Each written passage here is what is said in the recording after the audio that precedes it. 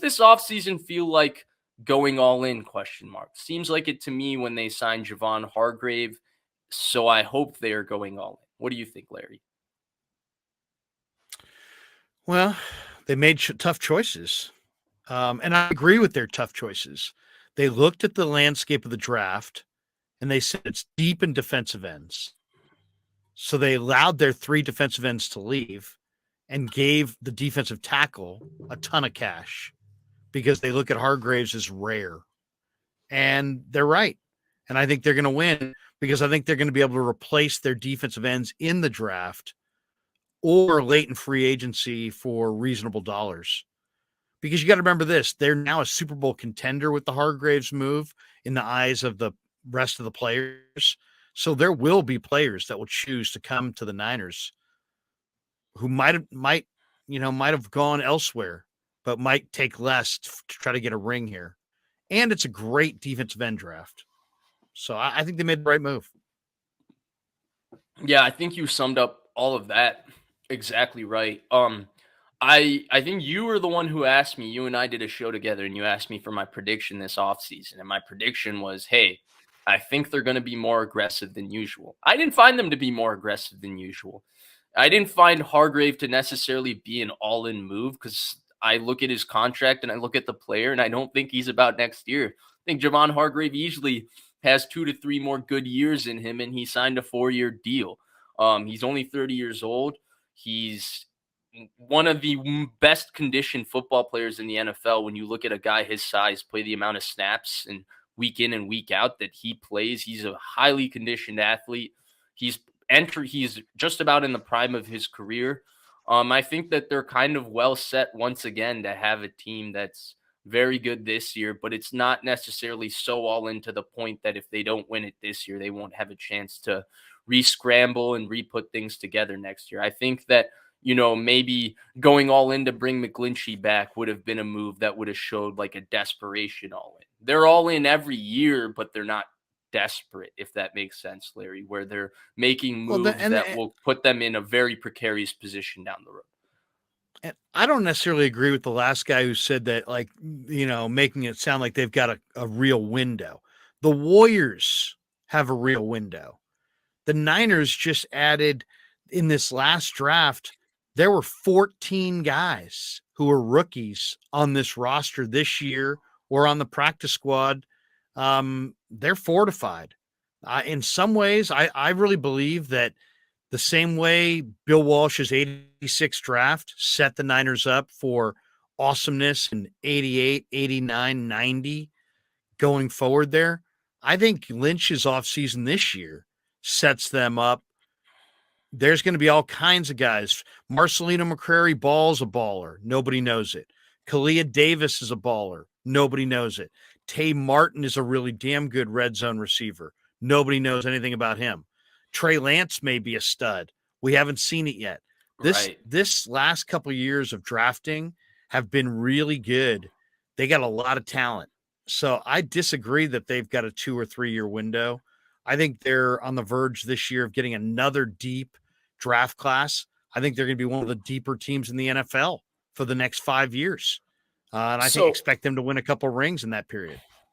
So the comment wasn't saying that he felt that their window was immediate, Larry. He just felt that there would be a different iteration of this team in a couple years. But I'm just saying there's he guys agrees on with this you. roster. Right. It would be reshaped. Now, I agree with you, but I'm maybe not as bought into the long-term prospects of this team. I do think that given Trent Williams' age, I do think that there would be a fall off with this team if he retired anytime in the next 2-3 years, which could be a possibility, couldn't be a possibility. I have no clue. I just know that he was pondering it at some point this offseason. It was reported that way, at least. And so I do think that that would be the one guy I look at, Larry, if you want to say window. But you're right. It's tough to necessarily put a window on a team, despite them not having an answer yet at quarterback that's long term, because they've gone 3 out of 4 years being really, really good, with each of those years entering with some sort of question mark at quarterback. And they made 2 different NFC championship games with 2 different quarterbacks, which is unheard of. Now, the one thing I will add, Larry, and this is a stat I've tweeted out a couple times, but nobody seems to care about, is the defensive decline and attrition that goes on in the NFL. In the last 20 years, Larry, only three different teams have had top five defenses for 4 years or more in a row. First was the Tampa Bay Bucks, who had a top five defense from '02 to '05. Second was the Seattle Seahawks, who had a top five defense from 2012 to 2016, 5 straight years. 3 of those years, they had the number one defense in terms of yards in the NFL in a row. Unheard of production.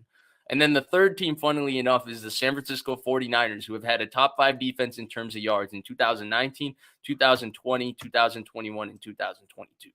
Now, I think because of that, it is fair to expect a little bit of a drop off at some point on defense from the 49ers. Now, the two big differences between those two teams and the 49ers, actually, there's two big differences between those two teams. One, those two teams won a Super Bowl with their defense. The 49ers have been so close, yet they haven't done it in the last 4 years. And then the second one is the Bucks fell off because of age. The 49ers, Fred Warner and Nick Bosa are still extremely young. The Bucks fell off in, by 2005, Warren Sapp was 30 and Derek Brooks was 30 plus too. They were a lot older. Rondé Barber was older. John Lynch went to Denver. So you had that. And then Seattle had to pay Russell Wilson, and the 49ers aren't paying their quarterback. And part of their defensive fall off was that they had to pay their offense, and they had to kind of adjust their team to be more quarterback driven and more around Russell and less around their defense. The 49ers haven't done any of those things. Now, all the same, Larry, while considering that, I do think a defensive fall off might be a decent expectation in the sense that maybe the 49ers might not have the best or the second or third best defense in the NFL one of these upcoming years, Larry. It feels kind of hard to have a defense this good for this long. At some point, it's got to slip a little bit. Now, I would not expect them to have a bad defense by any means. They're way too talented. But I wouldn't be shocked if they now become the 10th or 11th best defense in football, or the 8th or 9th best defense in football. Different variables, but at the same time, Larry, come on, the attrition, the history of the NFL says us that this level of sustenance from a defense isn't normal. Well, the hardest position to fill is the pass rushing interior tackle. And that's why getting Hargrave, Javon was such a huge addition, because those guys, there's a lot of 300-pound guys, but Right. there aren't a lot of 300-pound guys that can go after the quarterback and get double-digit sacks. So it always starts there. If you have a special player in your front seven, like a Buckner, like a Javon Hargrave, it starts there. This team now, to me, it also starts with two guys that you got to double on your front four. They have that in Bosa and Hargrave. Then it's the Niners, I think, are a little bit ahead of the curve, to be honest, Vish, at linebacker. They got a great eye for linebackers, and they've got arguably the fastest group. And they've gone for, there's other teams that still have 250-pound linebackers. The Niners backers, all around 220, 230 in that range. To me, it's always just be about stacking your defense with athletes. They need to do more of that in the secondary in this draft. But I mean, there's no question that, when you're on top, there's only one way to go down. There's only one way to go, and that's down. But, I think they've got a sound plan. If they stay with the plan that they've had under, the last couple of coordinators, they like their defense. They go wide nine. They get up the field. They put heat on the quarterback. They invest in the D line. They cover their linebackers by they build the deepest D line they possibly can. They've got a bunch of really fast runaround linebackers, and then they're just looking for some playmakers on the back end. And some years they've had some years they haven't had enough. But I think they've got some good young players in that secondary too. So it's just about restocking. I bet you, if they make 12 picks or 12 additions, let's say, in this draft with either 11 picks and one undrafted guy, 6 or 7 will be defense. I bet you 7 of the 12 run D. Yeah, I agree with that. And that's where this conversation becomes, I think, way more nuanced and complicated, right? Because I can present you, hey, the history of the NFL tells me that at some point this 49ers defense is going to fall off. But I also have to look at the details of what the 49ers defense is. And right, I presented why those other two defenses fall off. Those two reasons don't apply to the 49ers.